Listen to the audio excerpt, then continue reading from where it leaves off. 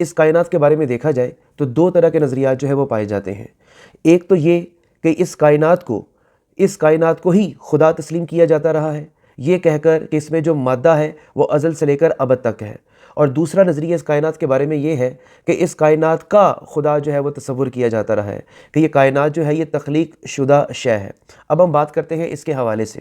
جہاں تک اگر ہم قدیم فلسفے کی بات کرتے ہیں تو ارسطو جو تھا، ارسطو کا بھی یہی خیال تھا کہ یہ کائنات میں جو نظام ہے یہ کامل ہے اور ابدی ہے اور یوں ہی کائنات چلتی رہے گی۔ اور جو افلاطون تھا، افلاطون بھی اسی نظریات کا مالک تھا، وہ بھی یہی کہتا تھا کہ یہ کائنات جو ہے اس میں جو نظام چل رہا ہے یہ کامل ہے اور ابدی ہے اور یوں ہی ہمیشہ چلتا رہے گا۔ یہاں تک کہ سائنس میں بھی پہلے یہی تصور پایا جاتا تھا کہ یہ مادہ جو ہے وہ قدیم ہے اور کائنات جو ہے وہ کبھی ختم نہیں ہوگی۔ لیکن قرآن کیا کہتا تھا؟ قرآن کیا کہتا ہے؟ کل من علیہا فان، کہ ہر چیز نے جو ہے وہ فنا ہو کر رہنا ہے۔ اب اگر سائنس کی بات کرتے ہیں تو جب ہم 17ویں 18ویں صدی میں آتے ہیں تو آئزک نیوٹن ایک بہت بڑا سائنٹسٹ، اس کی جو اسٹیٹک تھیری ہے وہ بھی اسی چیز کی طرف اشارہ کرتی ہے کہ یہ کائنات جو ہے اس میں جو پھیلاؤ ہے وہ ہوتا رہے گا اور کبھی بھی ختم نہیں ہوگا۔ تک کہ سائنس کے حوالے سے 20ویں صدی کے آغاز تک بھی یہی تصور کیا جاتا رہا۔ اس طرح ایک بہت ہی مشہور جو برٹش سائنٹسٹ ہے سر جیمز جینز، وہ بھی اسی طرح کا خیال رکھتے ہوئے نظر آتے ہیں۔ ان کا بھی یہی کہنا تھا کہ کائنات جو ہے وہ کبھی ختم ہونے والی نہیں ہے، یوں ہی سلسلہ جو ہے وہ نظام، یوں ہی فزیکل لاز جو ہے وہ چلتے رہیں گے۔ لیکن کیا ہوتا ہے، پھر ایک تھیری سامنے آتی ہے جو کہ اب ایک اسٹیبلش تھیری بن چکی ہوئی ہے جس کو ہم بگ بینگ کہتے ہیں۔ اس کے نقطہ نظر سے کیا ہے کہ کائنات جو ہے یہ ازلی نہیں ہے، کا باقاعدہ ایک آغاز ہوا ہے اور اس آغاز کو بیسیکلی بگ بینگ بولا جاتا ہے، یعنی کہ کائنات جو ہے ایک دھماکے کے ساتھ جو ہے وہ وجود میں آئی ہے۔ تو یہ جو بگ بینگ تھیری ہے یہ اس چیز کی طرف اشارہ کرتی ہے کہ یہ کائنات جو ہے اس کی باقاعدہ ابتدا ہوئی ہے۔ اور اب بات رہ جاتی ہے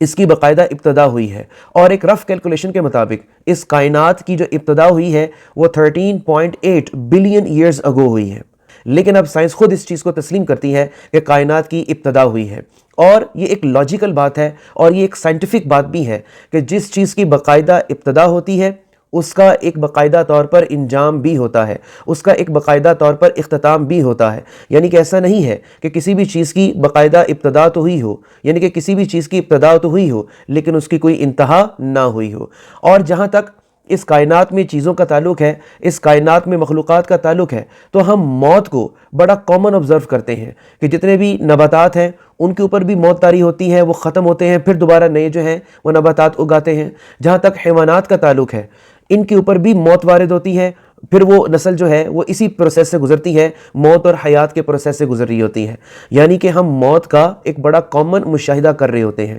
اسی طرح اگر ستاروں کی بات کرتے ہیں تو ستارے فکس نہیں ہیں، تو ستارے ابدی نہیں ہیں۔ اب تو سائنس نے اس چیز کا ثبوت بھی ڈھونڈ لیا ہوا ہے کہ ستارے جو ہیں یہ بھی ختم ہوتے ہیں، یعنی کہ ایک وقت آتا ہے، اپنی ایک مدت مقرر کرتے ہیں اور یہ سپر نووا بن جاتے ہیں۔ جیسے ہی سپر نووا بن جاتے ہیں تو یہ ختم ہو جاتے ہیں، یا یہ بلیک ہول میں آپ یوں کہہ لو کنورٹ ہو جاتے ہیں، مطلب ان کا بھی اختتام ہوتا ہے، پھر دوبارہ نئے ستارے جو ہیں وہ بنتے ہیں۔ تو موت جو ہے یہ ایک کامن ایلیمنٹ ہے اس پوری کائنات کے اندر۔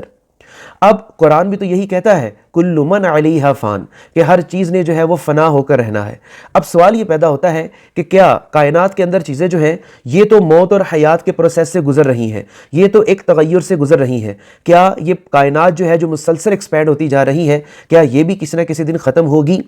اس کے بارے میں بھی سائنس کے 3 بڑے نظریات جو ہیں وہ ہمارے سامنے آتے ہیں۔ ایک اس کا نظریہ آتا ہے بگ کرنچ کے حوالے سے، دوسرا اس کا نظریہ آتا ہے بگ فریز کے حوالے سے، اور تیسرا اس کا نظریہ آتا ہے جو سائنٹیفک تھیری آتی ہے وہ بگ رپ کے حوالے سے آتی ہے۔ اب بگ کرنچ کے مطابق کیا ہے کہ کائنات جو ہے